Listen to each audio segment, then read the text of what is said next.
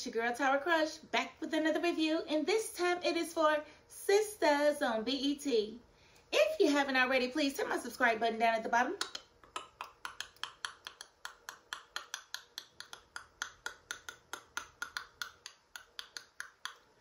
Thank you very much, and hey, we are getting there, ladies and gentlemen, but this episode, to me, was kind of jam-packed, so I'm going to have to get right into it because I don't want to be here all night. Do y'all want me to be here all night? I don't want to be here all night, so let's get into it. Okay, so Zach definitely confronted Karen at the salon.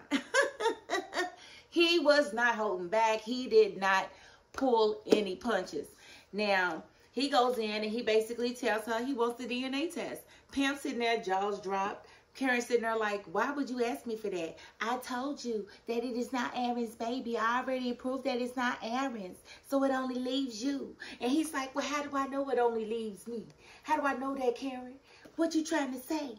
He ain't trying to say nothing, Karen. He said it. You didn't hear him? He said it, girl. He said that thing, girl. He said, hey, no, he the only one that was there besides Aaron. He said, he heard about your escapades in college, Karen. That's what he said, Karen. They going back and forth. Karen gets mad, and she's like, ugh, I don't even want you in my child's life. She basically denies him a DNA test and tells him she does not want him in their life. Like, excuse me, you don't get to decide that, sweetheart. You don't get to decide if your child's father gets to be in your child's life. That's not how this works. I don't know what you are used to or what you've seen happen, but that's not about to go down with Mr. Zachary. You know, he was definitely abandoned by his father, and he's not about to do the same to his children that, you know, Tyler Perry done written to the script. So you can forget it. He's about to go extra hard for his, if that's his baby. But we already know your baby ain't his. We already know that. Zach just don't know that. And you don't know that we know that, but we know that as the audience. Karen, you're not fooling us. We know. That ain't none of Zach's baby. You going through all of that because you want it to be his baby. And why, and I don't understand why women do that. Why even deny a man a DNA test if you are 100% certain that that's his baby? Like, why, what would be the cause? Shut him up. And I'll tell you what, I always shut a man up. Deoxyribose nucleic acid, DNA, that'll do it every time. So go on and give him his test. Give it to him. So, you know, Pam was on the same page. She was just basically like, why you don't want to give him his test? You know? Okay, so after they get finished going back and forth, then Karen told him she don't want him to have anything to do with their child. You know, Miss Lisa comes and whisks Zach away and was like, I told you not to come here. And Karen's looking like, when did you tell him that? And so she takes him away, and Pam is like, wait a minute. Well, girl, what was that all about? That's crazy. Well, why you don't want to just give him his test? That's right, Pam, tell her. Just give him his DNA test. She said, girl, I don't want him to have nothing to do with this baby. Girl, that's the scapegoat. That's the scapegoat. Now, it's either going to be one of two things. Either you done doctored that first test with Aaron, or that baby is that other dude you was messing around with in season 1. And that's just the cusp of it. I can't see it no other way. It's got to be either one or the other. And so with you going back and forth, like, what are you trying to accuse me of? Being a slut or something? You saying I'm sleeping around? He ain't said it, but he said it. He ain't said it, but he said it. And you was. So why you acting brand new? Why you acting like he's wrong for saying it? And that's why you got in your feelings and said you didn't want him to have nothing to do with the baby. Make it make sense. And so when Danny comes in, toasting to the occasion, she gives a backhanded toast talking about some, I want to toast to my girl Karen. Because, you know, she drunk as a skunk, got drink in the hand. Talking about Karen and been through so much. You know, the fire, no insurance. Baby daddy. Like, baby daddy drama. Like, why you want to tell everybody in here that this lady having baby daddy drama and she's all this kind of pregnant? This is crazy. Oh, never mind. They just saw it. You're right. They just saw it in the flesh. So you ain't told them nothing they ain't already see. Because this man went at her grand opening and asked for a DNA test. I mean, he didn't have no couth at all. Like, I don't know where his manners were, but he said, I got to have it down. He said, I'm sitting here trying to be nice. And you out here going out of both legs. This is crazy. So we cut to Grayson and Maurice at the club. We see Maurice's friend, I forget his name, behind the bar. And, you know, they spot Grayson. And, you know, Maurice is skeptical because he's been through a lot. His picker's broke. He doesn't pick the best men, so he doesn't really know what it is about Maurice. But he's clearly not a catfish, so he looks like his profile. And they link up, and they, you know, have a little bit in common. I think Grayson's going to be good for Maurice. Maybe he'll help him calm down because Maurice is always got his panties in a bunch. So, I don't know, maybe Grayson will be a welcome change, and maybe he'll be a little nicer to people if he gets some real love in his life, because I don't think Maurice has ever really had that. Now, to me, a red flag is Grayson lost his partner that he took care of until he passed away about 8 months ago from cancer. He's already out here dating. I don't like that. But, you know, maybe that's a different kind of love that he had for his partner, but that's kind of quick to me to be out here dating and trying to build something with somebody. And you just, like, I don't know if y'all ever seen somebody pass away? Somebody you thought you was going to, your soulmate, something like that? No. It ain't nothing you can just bounce back from like that. It's hard, but, you know, to each their own. But I think that's a red flag. I'm going to put it at least in the pink flag category. Y'all tell me what kind of flag y'all think that is. If y'all think that's no problem, then y'all tell me that too. Y'all tell me if I'm tripping. Let's see. Now, Fatima, you know, she was at home and Zach came back, and he was telling her about, you know, his confrontation with Karen and how she went off when he suggested that maybe it was more than just him, that she needed to test for DNA. And he was, you know, kind of taken aback by it. And Fatima was like, well, she'll be all right, because you ain't paying one dime until we prove that that's your baby. And he was like, that's right. And he was like, well, I want to focus on Michael right now, and I'll worry about Karen later. And she was like, yeah, I was about Michael. She was like, he's, you know, been through a lot. And I was thinking, he's going to need some counseling. He's going to need a lot of attention. And so she already done started looking up different schools and therapists for this baby.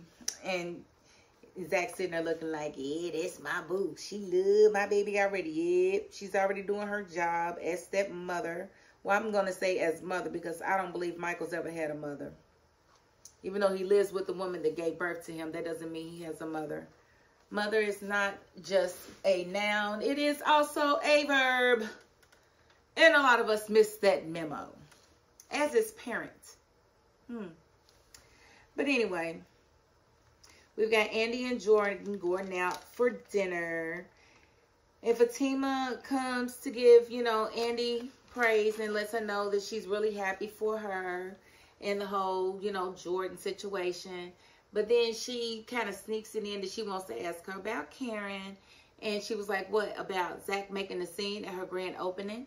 And she was like, Zach did make a scene. She was like, well, I did get the information from Danny. Right, and Danny was drunk, so you should have known or heard through her voice that she was not in her right state of mind to be giving any type of account of the events that happened. Because let Danny tell it, Zach almost got beat up. That didn't happen. Dude only walked up just to make sure Karen was straight and to, you know, see if she needed anything.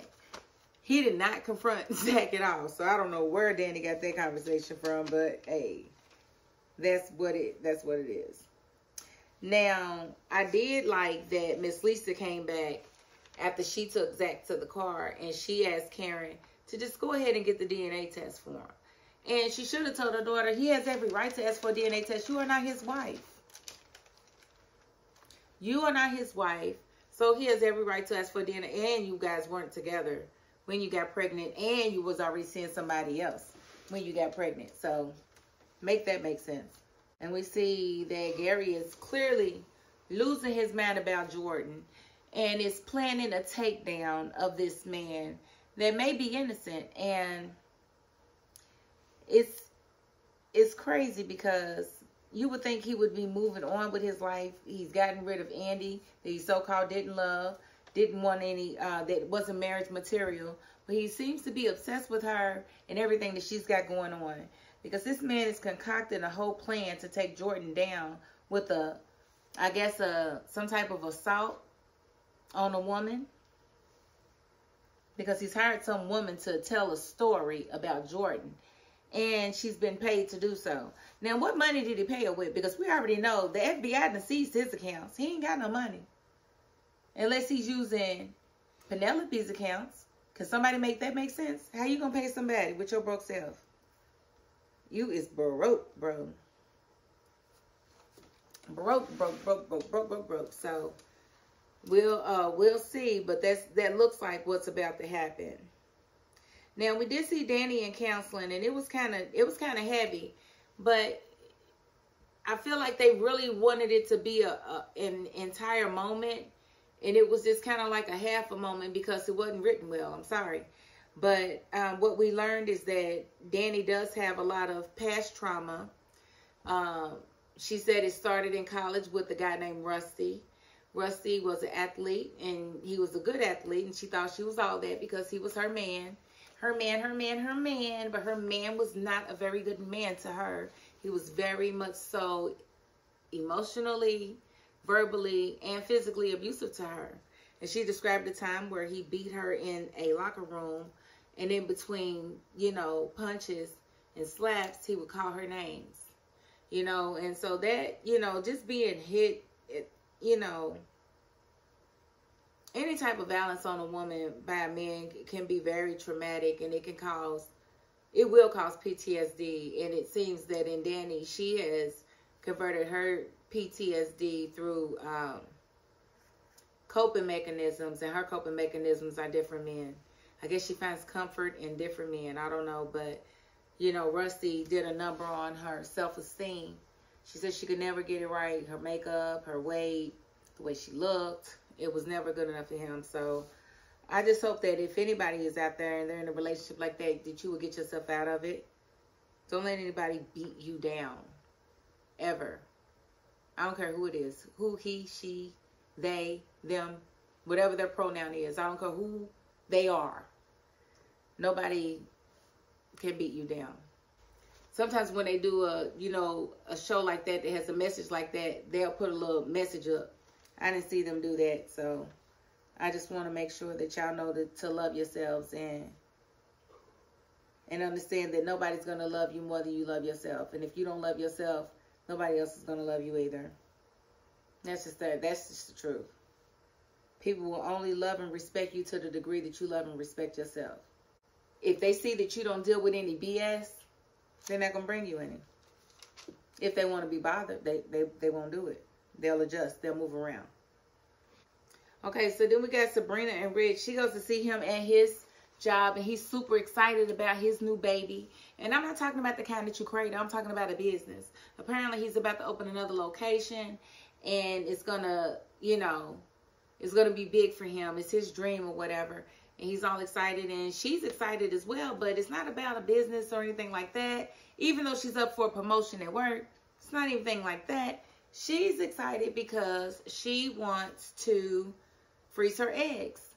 And he looks for a second. He was like, I think that's a good idea. And I was like, oh, okay, so maybe he might be open to having a baby later. He was like, yeah, because if we don't work out, you should absolutely have the opportunity to be with somebody else and have a baby with them. What in the waste my time did you just say, sir? No, that would be the end of us. Like, dang, Rich, I really liked you for her. But surely you can't believe that you worth her foregoing children. Like, what about you is so good that she should forego children? If that's what she really wants. If she really wants to be a mother. Something wrong with you, bro. You should have let her go, period. She shouldn't even have to let you go. You should have let her go when you knew that she was that doggone dead set on having kids. That's crazy to me. But she leaves. He's busy and she goes on and leaves. But I think she's going to break up with him because, no, that ain't going to work for her. Period. And then we saw Trey came the next day, and he pretty much sided with Zach. He said, if that was me and that was my baby, he said, I probably had the same energy. He said, so I understand where he's coming from. And he was like, but your location is my last trip on my route, and I'm headed to lunch. Do you want to go? And she accepts the lunch date. And I thought that was pretty doggone cute. So that's the beginning of Trey and Karen. I have a feeling he's probably going to be the one at the hospital. But I have a feeling all of them going to wind up being at the hospital. Unless she gets the news beforehand. Now, we did see Penelope get herself caught meddling in Gary's doggone drawer. Girl, what was you thinking? And he was like, what are you doing in my drawer? And she was like, oh, they didn't give me any utensils. I was thinking, he'll open that bag and see them utensils, and then what you going to say? What would you say then, honey? So he was just like, why are you so interested in my business? She's like, I'm not, babe.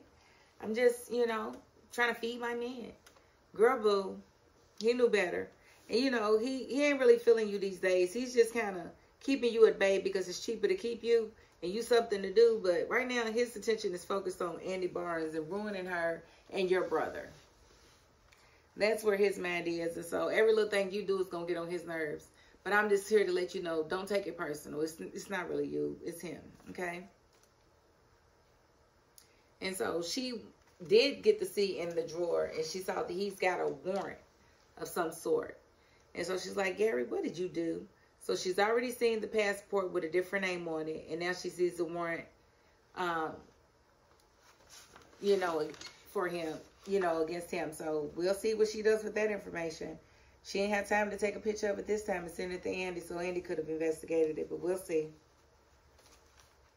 And again, we see that Gary is really concocting a plan to take Jordan down, and his business partner is always giving him booger sugar. Now, Gary and this booger sugar is getting on my doggone nerves. It really is.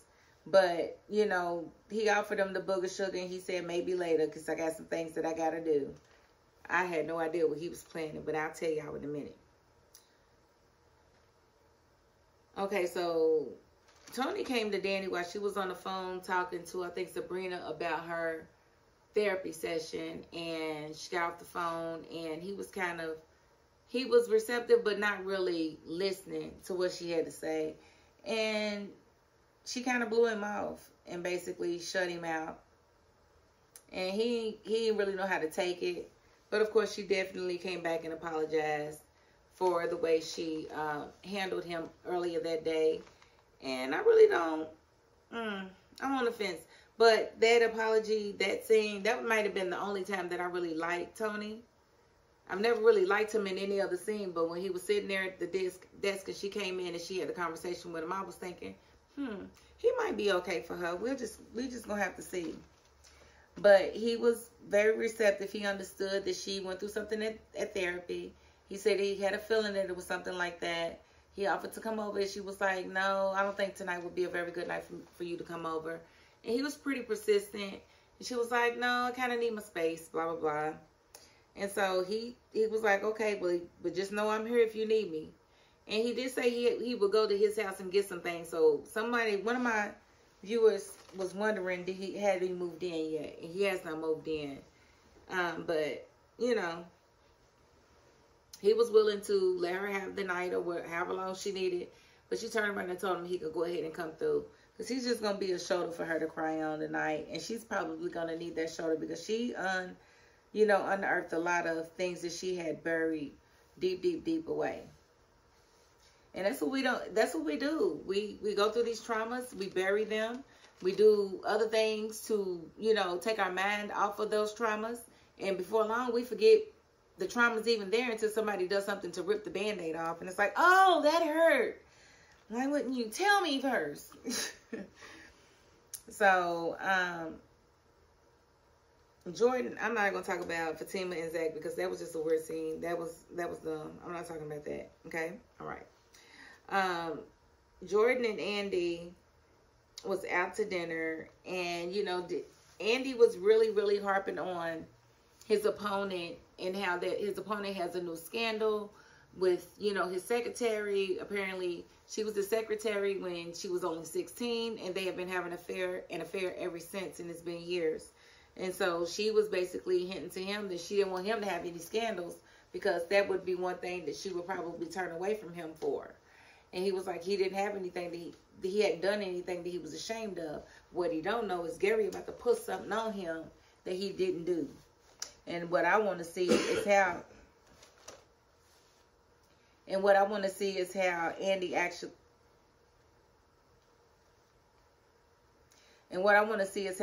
actually, handles that situation once it comes out, because Gary's about to drop that story.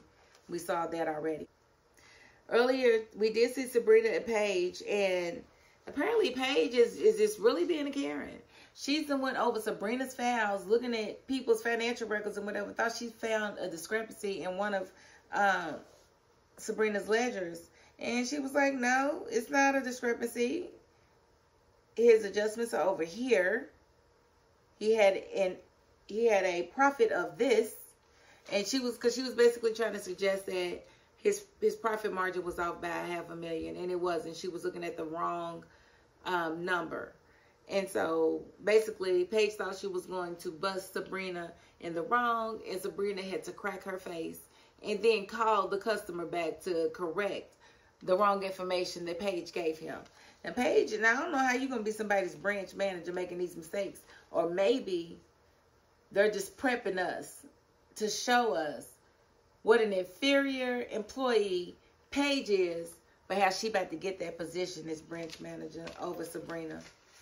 And Sabrina that may be the thing. If that happens, that might just be the thing that makes Sabrina actually sue the bank, because she should have been sued the bank. I ain't even gonna hold you. But if they don't give her that position, she needs to sue. I said what I said, and I'm gonna stand on it. Now, let's talk about Andy and Jordan, because they was coming out of their dinner. They was having a good time. And we saw Gary in the car with his booger sugar going crazy, losing his mind, sniff, sniff, sniff. And it took too long. He had a gun on him. He was getting ready to shoot somebody. Now, who was he getting ready to shoot? Jordan? He couldn't have been that high, but he let him pull off. Then I thought Coke was supposed to speed you up, slow Gary down. Gary didn't get to shoot nobody. What is going on with the boy? Andy, will you call him? Will you call him and see is he okay? Because something's wrong with him. And how you didn't see him sit in that car and y'all was right there? You know what? I'm act oblivious just like them. So for me, that was a very, very, very good episode. I'm not mad at it. A lot happened in that little hour, so I'm here for it. I'm not mad at it at all, and I hope y'all enjoyed it as well. But I am going to cut my review off like that because I really didn't want it to go this long, but it did. So sorry, guys. I asked that you want to see me here. You didn't answer, so here I am. Okay? All right. But if you haven't already, please hit my subscribe button down at the bottom.